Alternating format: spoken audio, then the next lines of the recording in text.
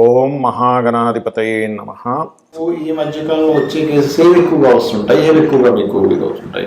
అంత చేతులు ఎత్తేసిన కేసులు సపోజ్ హెల్ప్లెస్ కేసెస్ మా దగ్గరకు వస్తాయి. ఇప్పుడు రుమటైడ్ ఆర్థరైటిస్ ఉంటది. రుమటైడ్ ఆర్థరైటిస్ లో వాళ్ళు కార్టిజాన్ స్టెరాయిడ్స్ పెట్టుంటారు, ఇంకా వీక్ అయిపోయి కిడ్నీ ప్రాబ్లం వచ్చి వాళ్ళు వస్తారు రిఫరెన్స్ పెయిన్స్ తగ్గాలని చెప్పి.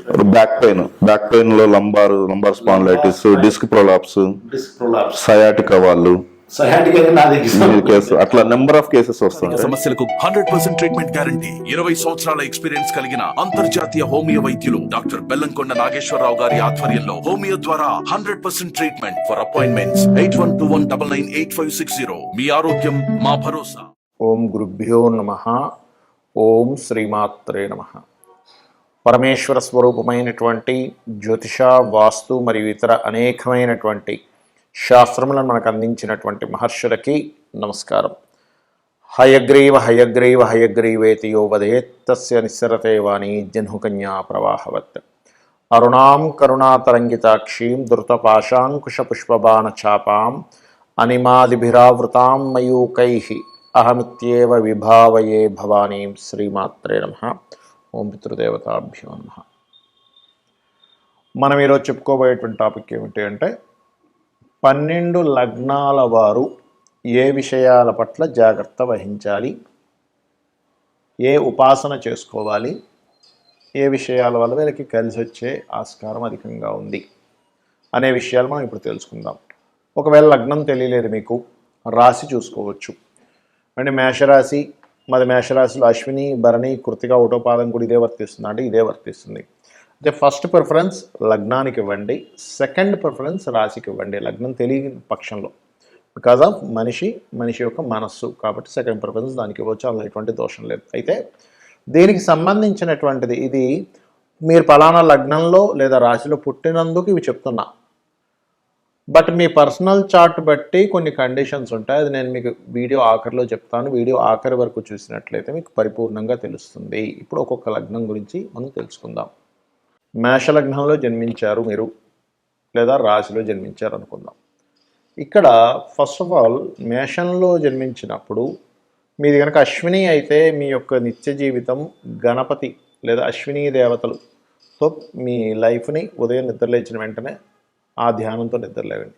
భరణి అయితే యముణ్ణి తలుచుకుంటూ, అదేవిధంగా అమ్మవారిని తలుచుకుంటూ, కృతిక అయితే సూర్య భగవానుణ్ణి మరియు స్కందుణ్ణి తలుచుకుంటూ మీ యొక్క నిద్ర లేవడం ప్రారంభించండి ఫస్ట్. ఎందుకంటే ఎప్పుడూ కూడా గుర్తుపెట్టుకోండి, మనం నిద్ర లేచిన సమయంలో ఏ దేవతామూర్తిని తలుచుకుంటామో తత్సంబంధంగా మన యొక్క మానసిక స్థితి ఉంటుంది, గుర్తుపెట్టుకోండి. అయితే మీరు మేషలగ్నంలో కనుక జన్మించారు అంటే ఫస్ట్ ఆఫ్ ఆల్ మీరు గుర్తుపెట్టుకోవాల్సింది, మీ మార్స్ కనుక పాడయ్యాడంటే కొంచెం మీరు వాహనాల మీద వెళ్ళేటప్పుడు జాగ్రత్తగా ఉండాలి. Point number 1.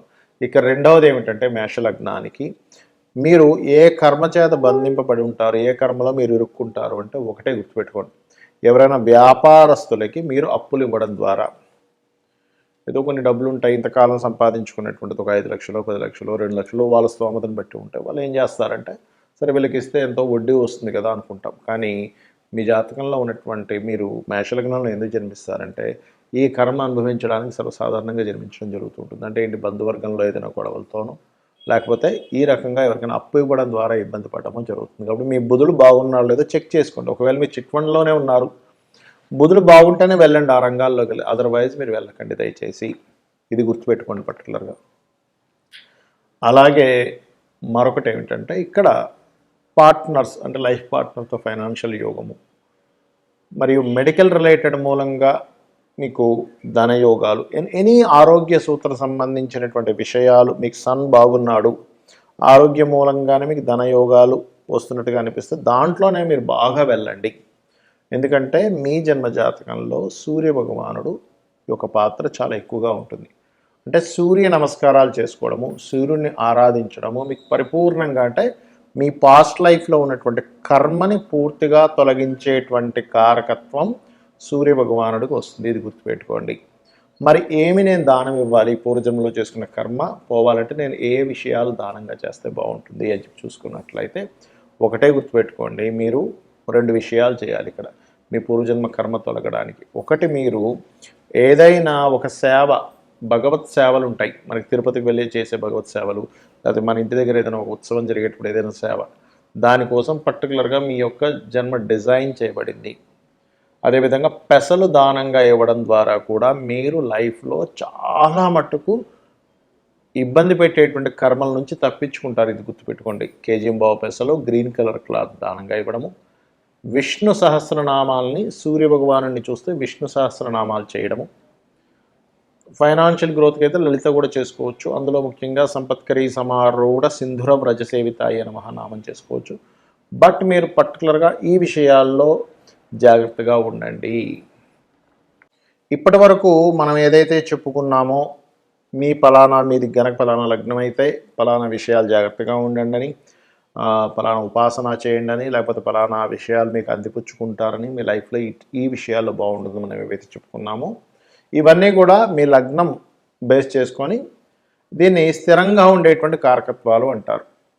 అంటే ఫలానా లగ్నంలో పుట్టాము అంటే పంచమాధిపతి రవి అవుతాడు, మేషంలో పుడితే, లేదా వృషభంలో పుడితే పంచమాధిపతి బుధుడు అవుతాడు, అదే మిథునంలో పుడితే పంచమాధిపతి శుక్రుడు అవుతాడు, లేకపోతే లగ్నాధిపతి బుధుడు అవుతాడు. ఇట్లా కొన్ని కాంబినేషన్స్ బట్టి చెప్పుకుందాం.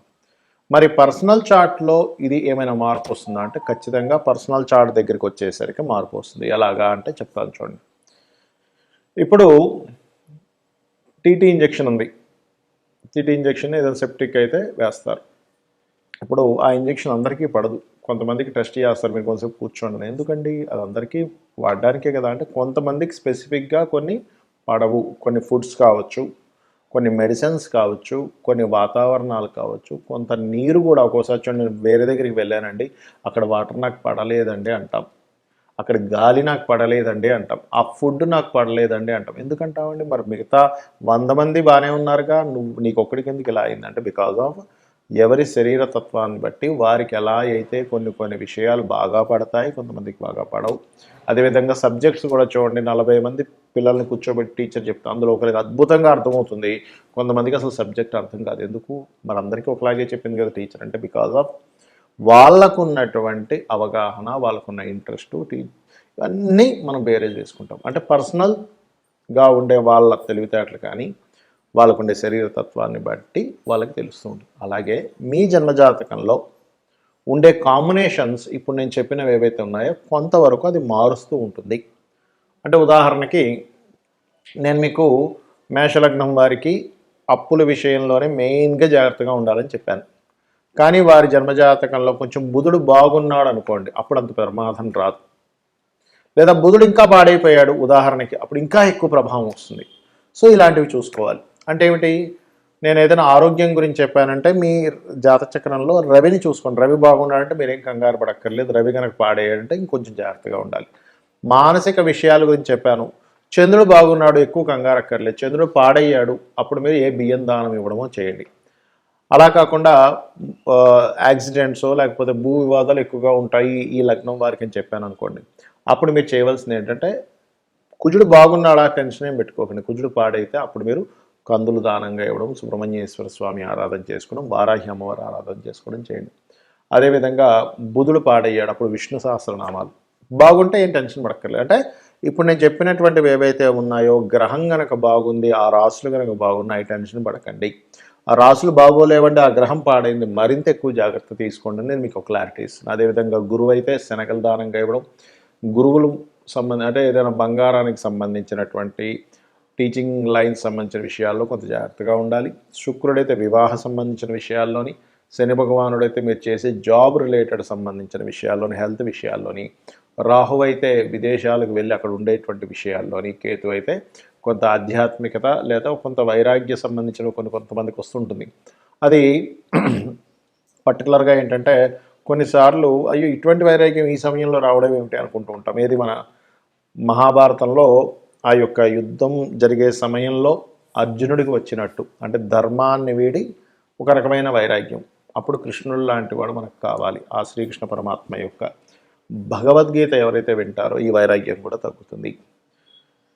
సో నేను చెప్పినటువంటివి పర్సనల్ చార్ట్లోకి వచ్చినప్పుడు కొంత మార్పు వస్తుంది అనేటువంటి విషయాన్ని మీరు అర్థం చేసుకుంటూ నేను చెప్పినటువంటి పరిహారాలు మీరు చేసుకొని ఆ పితృదేవతల అనుగ్రహం కూడా పొంది లలితాంబిక అమ్మవారి యొక్క అనుగ్రహం కూడా పొందాలని మనస్ఫూర్తిగా కోరుకుంటూ మీ యొక్క జీవితాలు మరింత ఉజ్వలంగా మరింత సక్సెస్ఫుల్గా సాగాలని మనస్ఫూర్తిగా కోరుకుంటూ శ్రీమాత్రే నమః.